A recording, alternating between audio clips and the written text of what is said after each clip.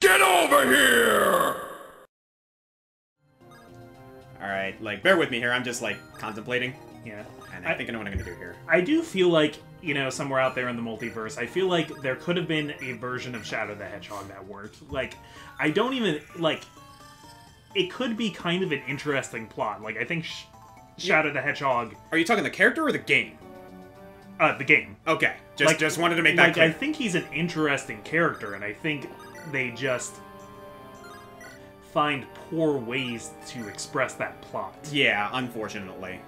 Shadow's also, like, one of the only characters I don't love in the IDW comics, because I think he got a little flanderized. Honestly, like, no, they actually addressed that towards the end of the Zombat arc, where they kind of acknowledged that he was written remarkably out of character. Yeah. And, like, he kind of addresses that.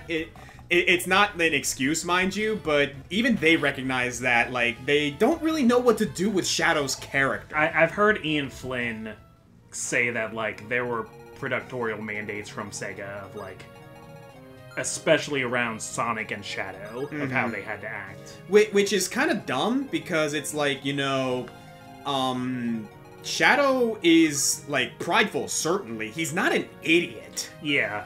And it's like, yeah, like, I understand that, like, maybe Shadow thinks that he can take on all these Zombots by himself, but he would also be wise enough to know, you know what, no, maybe I can't take on all these guys by myself because I don't know what this metal virus will do to me. Play it safe. Yeah. He's prideful. He's not an idiot. Especially after the events of Shadow the Hedgehog. Oh, absolutely. Absolutely.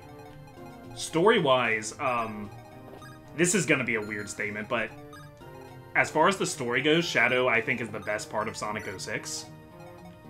He, like, actually, like, everything that's happening around him is stupid, but he's, like, making good decisions. He makes good decisions, and he's very no-nonsense about it. And he, like, works with people. Like, he's got Rouge and Omega. He's got his buddies. He's not a lone wolf. There's actually something... This is going to be an interesting statement, and I'm pretty sure this is going to bring up a lot of memories for people, especially from the Newgrounds days. Yeah. If there's one series that knew how to write Shadow, it was Super Mario Bros. Z. Yeah. Like, I remember enjoying that series when I was a kid. I loved it, and, like, you know, I think it was Alvin Earthworm who wrote it. Like, kudos to him for his work, because, oh my god, that was some of the most beautiful sprite animation work I have ever seen in my life, even by today's standards. I know Shadow is introduced as, like, a Vegeta archetype, but Shadow is not Vegeta. He is much more level-headed. He, you know, he is, like, broody to a fault. There was this one scene in Super Mario Bros. Z that I adored, and it's when, so, long story short, they have the Chaos Emeralds, but they know that Metal Sonic, or Mechasonic, is still a threat, right? And, like, he's getting close to, like, starting something. Yeah. And Shadow's like, you know, we gotta stop him. We gotta go after him. We gotta get the rest of the Chaos Emeralds to stop him. We need to make sure that he's not going to continue being a threat. But somewhere down the line, Bowser kidnaps Peach. Yeah. And, like, that becomes a bit of a problem. So Mario and Luigi are, like, you know, gonna be like, hey, yeah, like, Bowser's, like, asking for the Chaos Emeralds. And obviously, they're having none of that.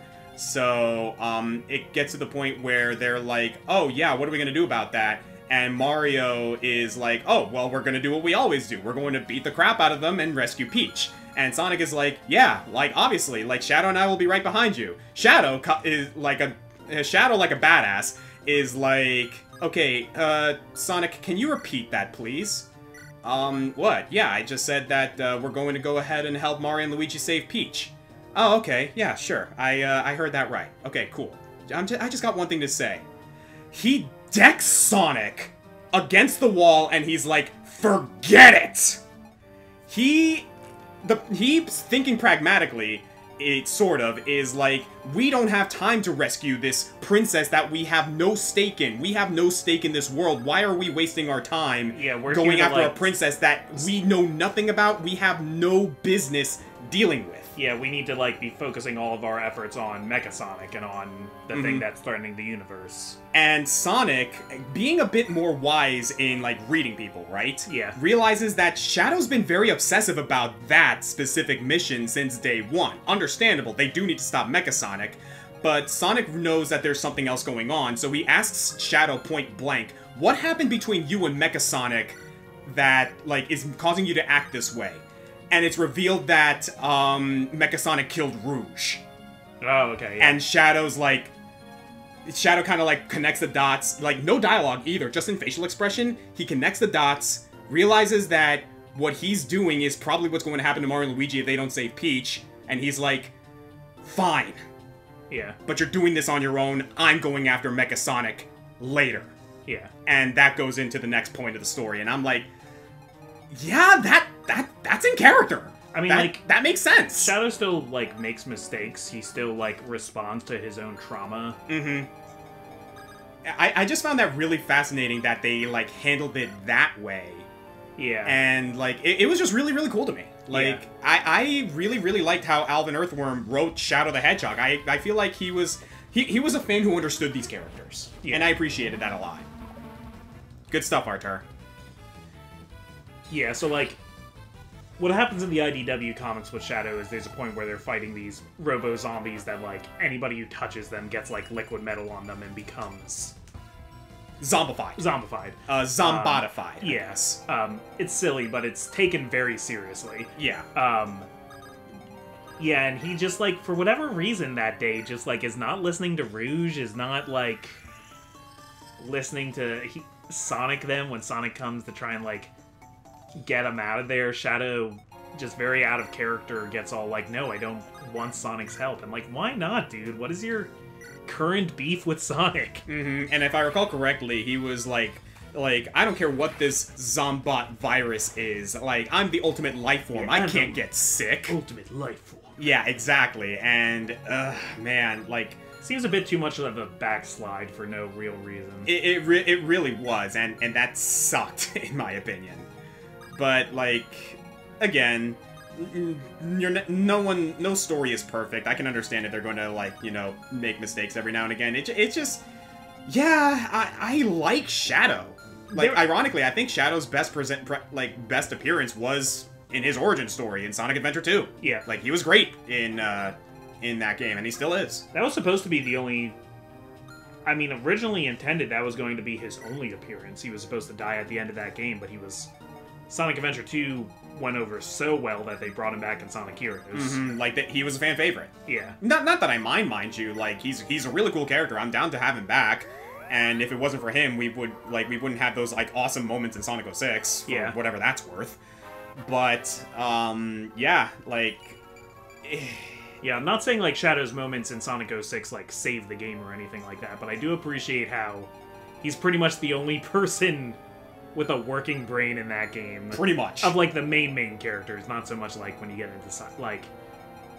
We don't need like, to talk... Rouge and Blaze and stuff, no. But basically, he's, like, the one to go up to Silver and, like, kick him in the head and be like,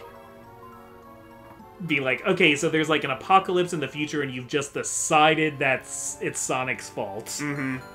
Which, by the way, is actually kind of... It's actually kind of cool to think about that, like, you know,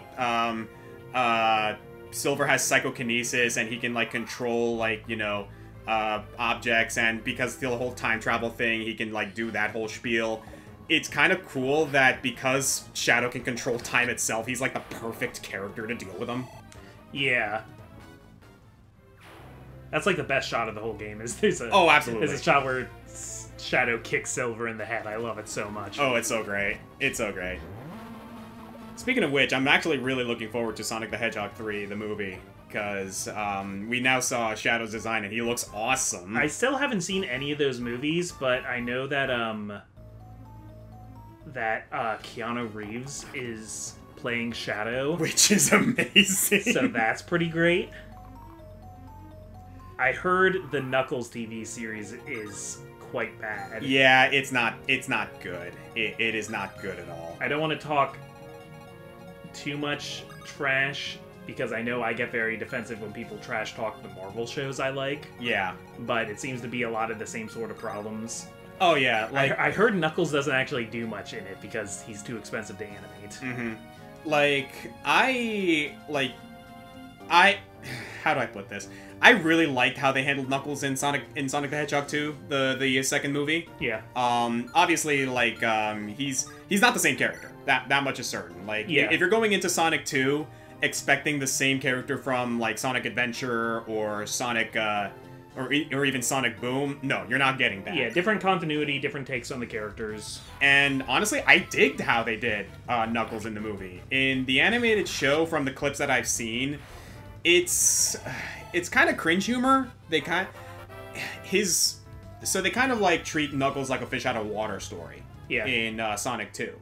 Like, he's a warrior who's trying to get revenge for his clan, and he thinks that Sonic is the reason because of the lies that Eggman filled into his head, or Robotnik filled into his head. Like, you know, just like Sonic 3, right? Yeah.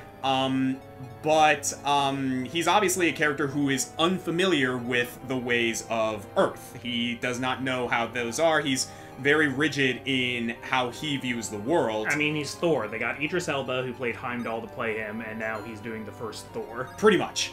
And he's like, I am a mighty warrior. How do I drink this coffee? Exactly. And the unfortunate consequence to that is that, for all intents and purposes, right? Yeah. In Sonic 2, it was like played in a way that made him like interesting via how he handled and reacted to those scenarios. In the TV series, it's played up for laughs. And that's usually not a good way to go about it. I mean, I know we were all getting kind of sick of the, like, Knuckles is stupid thing before recently, of, like... with Sonic Boom and all that. Yeah. Yeah, in Sonic Boom, they made him just straight up an idiot. And even before that, with, like... It seemed like in every game, Knuckles was getting manipulated by Eggman into fighting Sonic, even though... Knuckles should know by now not to trust Eggman, but, like... But yeah. Sonic Adventure 1 it happens, Sonic Advance 2 it happens. Like... Sonic Forces, he's kind of just, like, completely incompetent. Yeah, seriously, though. It's a shame, too, because I really like Knuckles. Sonic Prime actually did him really well. Yeah. Shockingly enough. Like, he shouldn't be, like, a dumbass. He should just have, like, a higher wisdom stat than an intelligence stat. Yeah, like, he is naive. He's not stupid. Yeah. Just like how Shadow is prideful. He's not stupid. Like, you know? Knuckles has been, like, living alone on Angel Island his whole life. Like, I get how it's possible to, like, charm him and manipulate him into doing something, but... Yeah, and he's obviously going to experience a little bit of culture shock, but at the same time, like, he's been, what, friends with Sonic for years upon years now? He should know by now how to, like, properly eat his, like, spaghetti with a fork, you know what I mean? Yeah, and that's something that, like, the IDW comics and Sonic Frontiers gets a lot better with him. I agree. Like, I like the fact that, like, Knuckles is very, like, you know, rigid in, I must stay on Angel Island, I must, like, protect the Master Emerald, stop bringing, every time Sonic appears on Angel Island, trouble follows, and of course, Sonic is here, and trouble follows. Great! Now I gotta deal with this crap. Yeah, he's not in most of the Metal Virus arc until the end of it, because they, like, have to go to Angel Island, because it's, like, one of the last places untouched by the Metal Virus. Yeah. Yeah, and he says exactly like that, like, no, Sonic, no, you're gonna bring the evil here. Yeah. But then, like, as soon as Knuckles starts seeing refugees, he's like, oh yeah, alright. Yeah, okay, fine. Speaking of which, he had a really badass moment, in that arc where, like, during the last portions where they had to get Sonic up to, the big bad, he was like, if you don't pull this off, I am so going to haunt you. And he punches a Zombot square in the face, knowing that he's going to have to hold them back, knowing he's going to get infected. Yeah. And I'm like, yeah, this is the Knuckles I know and love. Yeah, if the plan works, we'll all get uninfected. Yeah, so he's like, I'm trusting you to fix this whole spiel. So mother effing fix it! Or I will come back from the dead and kill you! Eggman's working with the Resistance at this point, and they're all, like, fighting off zombies, and he's with Amy Rose, and Robot Zombie Big the Cat shows up. So Amy's, like, trying to fight him off with the hammer and stuff, and she's like, he's too strong, he's barely reacting to my attacks. Eggman's like, oh, well, you'll have to keep him busy. Kicks Amy into Big so that he could, like, run off. Then steps on Robot Zombie Froggy. Yeah. And trips and gets turned into a zombie. Yeah. Like, that is just, like... amazing. Purest form of, like, comedic karma. And I absolutely adore it. Even, like, the Deadly Six is, like, pretty good in that comic. Actually, kind of. Speaking of which, that's another thing the IDW comics do, right? That they turn Eggman into a shockingly resourceful villain. Yeah. Like, holy crap, the stuff that guy pulls off in the comics is actually kind of insane. Like, he's an eccentric lunatic, but he's also very, very smart. Mm-hmm. They like to, they kind of foil him a lot with that, Dr. Starline guy. Yeah, Starline. Who's, like, a much more played straight evil scientist. Mm-hmm. Who's always like, why can't we just kill Sonic now? And Eggman's like, you can't just shoot him in the back when he's not looking. It needs to be theater. It needs to be a final showdown. Mm-hmm. Mm-hmm. I've been fighting this guy for decades. I want him to know I did it. Yep. Like, Eggman does want to, like, rule the world, obviously, but more than anything, he wants to prove a point. He wants to prove he's better than Sonic. And that ideology tends to bite him in the butt more often than not. But it's what makes Eggman Eggman. Yeah. And, like, that's kind of the beauty of it. And, like, that's actually something that someone else pointed out about Eggman that I think a lot of people tend to forget. The dude is yoked. Oh, yeah. Like, he's actually... Like, he has a, as we called it, a hard-boiled physique. The dude is strong and athletic as hell. Yeah, like, he will deck you, and it's gonna hurt. I think he basically taekwondo's Dr. Starline, who's the dude tosses a lot of people like a rag doll around. Yeah. Like, he's actually remarkably strong. And he's pulling out the Glock a lot of times. Like, actually, though, we joke about the fact that he's a part of the Sonic and Mario at the Olympic Games, but he deserves to be there. The dude can bench press, and I would not want to be on the receiving end of his attacks. I mean, was that Sonic 1 at the end where, like, you chase him and he is, like, running he's faster than Sonic! Yeah.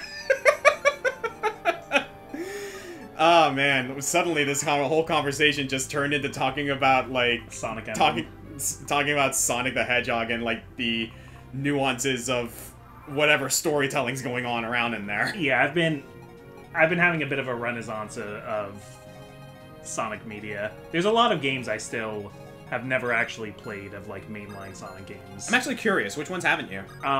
The biggest one I really need to play is Colors.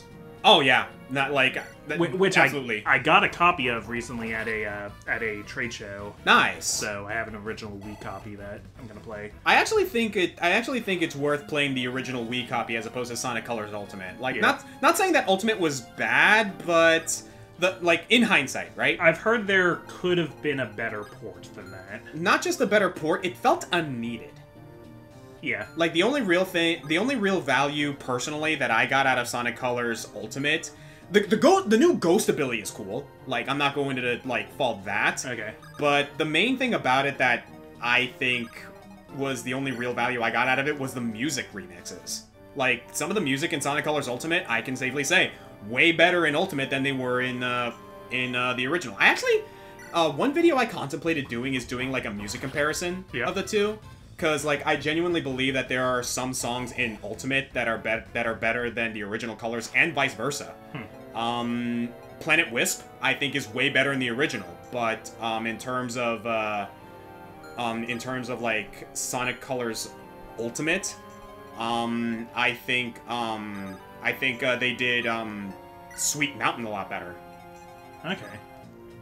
Now, I like doing music comparisons. I don't talk about it enough on my channel, admittedly, like, mainly because I just never have really had a good opportunity to talk about it. That's why I like doing the music countdowns. Yeah. I haven't done one in a while, though. I gotta get back on that. Music countdowns are hard because they're a lot harder to, like, prove to the copyright algorithm that you're like not just yeah music. Yeah, that's like one of the like biggest like if the algorithm difficulties with hears like uninterrupted music for more than a few seconds, it's gonna look into what it is and copyright strike you. Thankfully for me, that's not as big of an issue now because I'm not monetized on YouTube anymore, thank God. So it's not as big of an issue, but it's one of those, like, risks. I still run the risk of having my video muted in certain areas, which for a music countdown is very, very counterintuitive. Yeah, that's a death sentence. Like, why though, you know? Yeah. But, yeah, no, I would love to do more music countdowns because, like, one of the most popular videos on my channel, because I was looking at my analytics, like, a little while ago, right? One of the most popular videos on my channel was top 10 jazz themes. And I love doing that one, because jazz is a great genre. Yeah. I would love to do, like, top 10 vocal songs. Again, I did that way before, but I had to delete that off my channel. Like, that was, I think, the only video from my channel that I ever deleted, like, full stop, because it, like, I was at the risk of a legit copyright strike. Yeah. Which I don't want. And it sucks, too, because I like that video. YouTube, man. You could probably put that on the Patreon or something. Maybe, actually, but, like, the video's long gone by this point. It was on my, like, original... Okay. It was on my original, like, drive on my, like, MacBook Pro that I owned back then, and that's long gone. So, yeah, there's no way to recover it at this point. I could redo it, though, and maybe make it a Patreon-exclusive countdown. That actually would not be a bad idea, now that you mention that. Especially because we've gotten some seriously amazing, like, vocal themes nowadays because, like, you know, developers are more willing to put vocals in their songs. Like, freaking Jump Up Superstar. Like, you know, I can sing the praises of that song all day long. A lot of good ones in the Persona games. Persona. If I had to choose one from Persona, oof. Yeesh. Probably either... It's between three. Rivers in the Desert, Last Surprise, and... Throw Your Mask Away. I'm really bad at remembering the names of songs, but there's some in Persona 3 Reload that I really like. Oh, yeah. Gosh, now I'm starting to... I'm not gonna remember their names. The one that goes, baby, baby, baby, baby, that one. Yeah. Mass Destruction! That's what it's called. See, I remember this. That probably wasn't one of my favorites, but I mean, it is... The new version of it is, like, I think a lot catchier. Mm-hmm. I have a soft spot for the original, but I still think the remade one is still really good.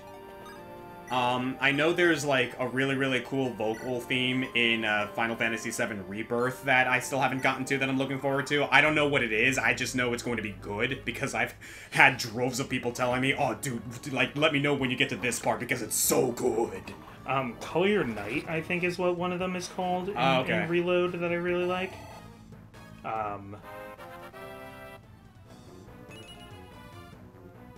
Yeah, I'm looking at just, like, a bunch of names now, and I'm not. I'm like, oh man, I don't remember. Yeah, the songs from Persona 5, for me, Last Surprise, you know that one, yeah. Right? Oh, dude, like, freaking, The Day That My Mother Was There. That's a pretty good one. Yeah, that's not a vocal theme, though. Oh, right, sorry, I know somebody who does a cover of it and they add vocals. Oh, okay. That's why I'm thinking of it as a vocal theme. You'll have to link that one to me later, because that sounds awesome. Yeah, they turn into rap. Beneath the Mask is amazing, obviously. Which is like the chill one. I'm a shapeshifter in this masquerade. Yep, that one. Rivers in the Desert, it's that really badass one that you listen to when you're fighting freaking Shido. Shido. Throw Your Mask Away is what plays when you're fighting Dr. Maruki. A big way to get points with me for any game is to have a song, play an instrumental version of that song throughout the entire game, and then have a vocal version of it over the credits. Oh, absolutely. Oh, man. That's like plus 20 points for me. Mm-hmm. And, like, in a similar vein, damn, Artur, you're level 20 bishop. Holy crap. Spiritfarer does that, and like I'm sobbing at the end. Ooh, yeah, yeah. Throw your mask away. Does that. Throw Your Mask Away does that, but it does it in boss form instead of credits form. Because, like, the first phase of, like, Dr. Maruki has the instrumental version, then once you get to the second phase, the vocals kick in, and damn, that is, like, super, super sick to listen to. Yeah, Persona 3 Reload also does something like that. Yeah, when you're fighting, what's-his-face? Nyx. What? Oh, wait, no, Nyx? No. Big dude, shirtless, what's-his-face? God, it's been a while since I played Persona 3. I still haven't played Reload. I gotta do that. It's pretty good. I've never played original Persona 3, so I don't, like... I've watched videos that have done comparisons between the two, and it's really interesting. But I wouldn't... I'd still tell most people to just play the new version. Yeah, like, from what I'm to understand, like, the original basically does everything that the remake Reload does everything that the original does, just, you know, a lot cleaner, a lot more balanced. Because, let me tell you, Persona 3 original was unbalanced as hell. Yeah. Persona 3 Reload is maybe too easy for a lot of people, but I'd rather too easy than... what Vanilla Persona 3 was doing. What Vanilla Persona 3 was, what Shin Megami Tensei as a whole was doing, okay? Bros, like, Persona pretty much became a franchise that, like, is catering to a more general, like, you know, general audience. Yeah. Like, obviously you still have challenge in the Persona games, obviously, but, like, you're not going there for, like, painstaking challenge at this point. You're going there for a really, really good story, which there is plenty of. That being said, if you want, like, super balls-hard challenge, just play Shin Megami Tensei. Yeah. Like, I can sing the praises of the challenge in Shin Megami Tensei Nocturne. That game will kick your goddamn ass. Or if you're looking for something a little more modern that's still, like, not as challenging as Nocturne, but still challenging, Shin Megami Tensei 5. Like, that came out. That is a current game right now, and it's really good. I don't think I'd like Shin Megami Tensei as much as Persona, just because... I really like the blend of, like, visual novel, like, social sim with the dungeon crawling turn-based RPG stuff. Like, that's what I really like about Persona, is it balancing those two things and having progress in one influence your progress in the other. I agree. So... with Shin Megami Tensei, I feel like it would be too much of just the one side.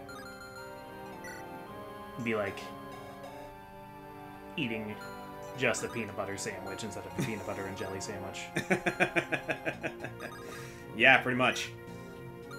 Because also, I don't really like games that are just like the social half of Persona either. I need that dungeon crawling RPG side of it too. I feel Persona, like, strikes a really, really good balance of that. Yeah. Yeah, like, neither one would be as good without the other. But also I know there are hardcore dungeon crawling players that, you know, love Shin Megami Tensei, and that's great for them. Oh, yeah. What level is Ross at now? Good question. Level 19. Okay. Yeah, no, we're getting up there in levels. Stats. He didn't get a Is he, like, close to max on a lot of things? Let me check. No, he's only max in strength. I mean, that's his most prominent one, so I get it, but come on. It be what it be. Yeah, I'm trying to, like, get myself, like, oriented over here. Actually, now that I think about it, can Ross reach that one dude? Movement 6. 1, 2, 3, 4, 5, 6. No, he can't. So let's just move up forward 1 and have him take this guy out. Yeah, I'm also bringing Tethys up to the right so she can start getting those chests.